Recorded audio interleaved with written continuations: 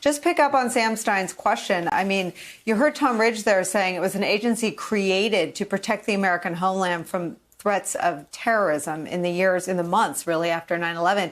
It is now being used by Donald Trump to, among other things, create a B-roll archive for his campaign advertising.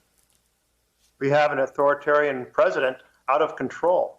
He's long admired the tactics of Putin and Duterte and Erdogan and other strong men around the world. And now he's brought their secret police tactic to the streets of our country. I was thinking about how at a recent protest that involved a march from Capitol Hill up to LaFont Plaza across from the White House, people were chanting, "This is what democracy looks like." And they were referring to the peaceful protests of citizens expressing their feelings before the most powerful place in the world, the White House. And I thought, it's not quite what democracy looks like, because the president had shut down LaFont Plaza, and so that the protesters were way out of sight of the White House. And then it was shortly after that he put unmarked police on the steps of the Lincoln Monument. I thought, well, that's not what democracy looks like. And then he proceeded to have his team use flashbangs and impact munitions and tear gas to clear people peacefully protesting so he could stand on the steps of a church with the Bible. Each time I thought, this won't continue. The reaction will be so fierce. And then he sends his team to Portland. Unmarked folks in war uniforms, camouflage, patrolling the streets, grabbing protesters at random, throwing them into unmarked vans, sweeping them away, not telling them who they are, not having reasonable cause for stopping them in the first place. And then we see, for example, a man in a white sweatshirt saying, "I'm a Navy veteran," and two officers are beating him with batons while another one proceeds to pepper spray his face, and he's just standing there. And I'm thinking, peaceful protester, American veteran, wanted to come down, he said, and say, "Are you honoring your oath to the Constitution?" And they're beating the hell out of him. And then we have the fact another protester who is holding a radio above his head, and you see in the video he's just standing there across the street from Trump's deployed forces, and he's shot square between the eyes, right in the forehead with an impact munition, put in critical condition in the hospital with a fractured skull. And I thought, well, that's not what democracy looks like. This is secret policing brought to America. And it's why I've introduced the No Secret Police in America Act. Within the last 48 hours, over 40 senators have signed on to it. We have to respond, and we need to enable this type of bill to be debated and voted on the floor of the U.S. Senate. Senator, since we've been chatting, Donald Trump has announced that he will expand his secret police force to patrol the streets of the cities of both Chicago and Albuquerque. I think a lot of people in this country wonder if there isn't more that could be done, if Congress doesn't, as a co-equal branch of government, have some ability to file a legal challenge to the way they're going about under their purview. They say they're simply protecting federal property. There are federal buildings in just about every county in this country. I mean, what can you do? Have you picked up the phone and called the secretaries of DHS or the Attorney General or the White House?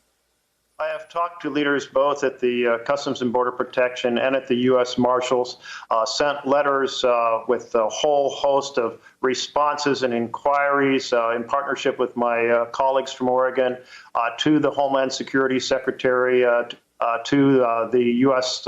Attorney General.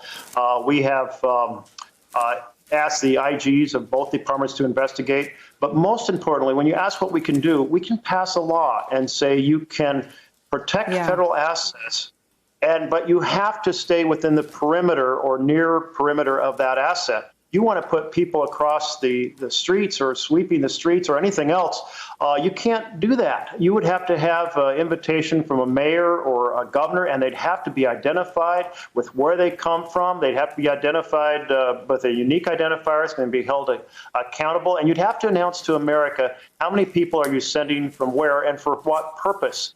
All these things are really standard practice of the past. They indicate the distinction between how you operate in a republic, a we the people republic, and how you operate under an authoritarian dictatorship. And right now we have the practices of an authoritarian dictatorship.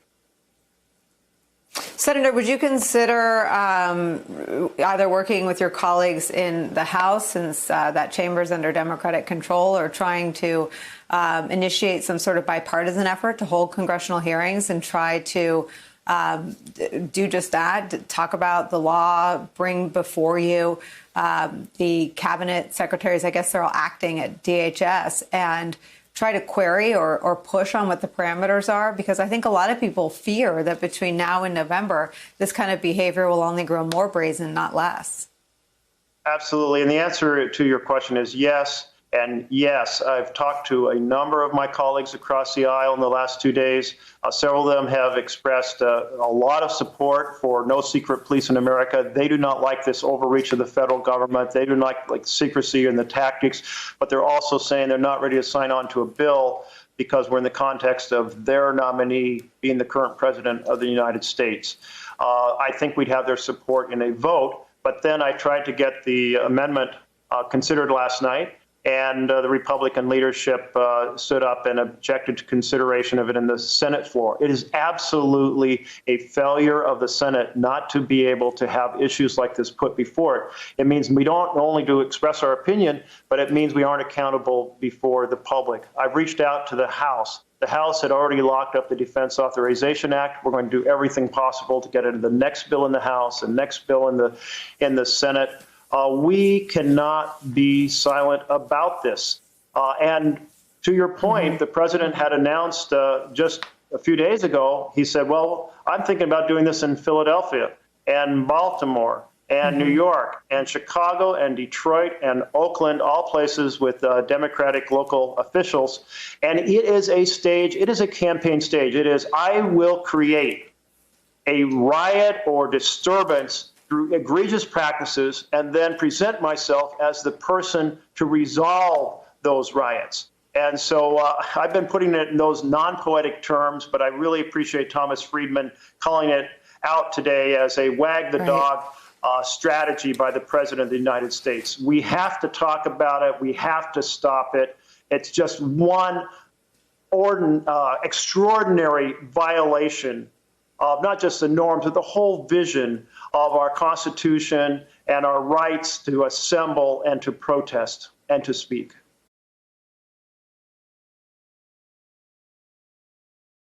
Hey there, I'm Chris Hayes from MSNBC. Thanks for watching MSNBC on YouTube. If you want to keep up to date with the videos we're putting out, you can click subscribe just below me or click over on this list to see lots of other great videos.